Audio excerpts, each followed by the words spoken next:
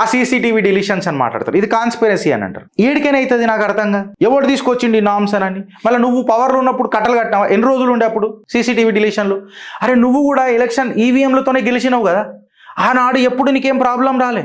ఇవాళ నువ్వు ఎప్పుడైతే ఓడిపోతున్నావో మొత్తం దేశవ్యాప్తంగా భయభ్రాంతులకు గురి చేయడానికి ప్రయత్నం చేస్తున్నావు రాహుల్ గాంధీ. ఒక ఫ్యాక్ట్ ఏంటంటే నువ్వు ఫస్ట్ హోంవర్క్ చేసుకరా. నువ్వు హోంవర్క్ని కూడా చోరీ చేస్తావు, నీకోసం వేరోడు చేసి పెడతాడు. డెమోక్రసీ చోరీ అని చెప్పి నువ్వు బయట మాట్లాడితే మేము నమ్ముతామా? ఓటర్ లిస్ట్ డ్రామా అంట, బీహార్ ఇర్రెగ్యులారిటీస్ అంట, మళ్ళీ మమతా బెనర్జీ దగ్గర 1 కోటి మంది చొరబాటుదారుల ఓట్లు ఉన్నాయను మళ్ళీ పల్లెత్తు మాట మాట్లాడతావు. ఒకటే బ్రెజిలియన్ మోడల్ గురించి మాట్లాడుతూ ఉంటావు. మళ్ళీ మమతా బెనర్జీ దగ్గర 1 కోటి మంది చొరబాటుదారుల ఓటర్ లిస్ట్ ఉన్నదంటే దాని మీద ఒక్క ముచ్చట మాట్లాడవు ఎందుకు? ఒక్క ముచ్చట. ఎన్నిసార్లు నువ్వు ఎలక్ట్రల్ రోల్స్ చేసినావు? 21 years తర్వాత ఇప్పుడే సార్ అవుతుంది, ఓటర్ ఎక్స్పాన్షన్ అవుతుంది.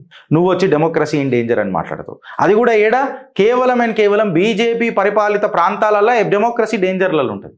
ఈడ జర్నలిస్టుల మీద దాడులు జరుగుతుంటాయి, మీడియా పర్సన్ల మీద దాడులు జరుగుతుంటాయి. తెలంగాణలో కులేయాం ధమ్కీలు జరుగుతుంటాయి, కులేయాం కబ్జాలు జరుగుతుంటాయి. అక్కడ మాత్రం పల్లెత్తు మాట ప్రాబ్లం ఉండదు. అక్కడ డెమోక్రసీ క్రాత్రేమే ఉండదు. ఈవీఎం ఆర్కిటెక్చర్ ఇచ్చేయాలా? మళ్ళీ ఇది ఏం ఫ్రీడమ్ చోరీ చెప్పు నువ్వు నాకు? ఈవీఎం ఎవడన్నా సోర్స్ కోడ్ ఇస్తాడా చెప్పు? నీ బ్యాంక్ సీక్రెట్ పాస్వర్డ్ రాదు మళ్ళీ నువ్వు అంత స్వచ్ఛందమైన నేతవైతే.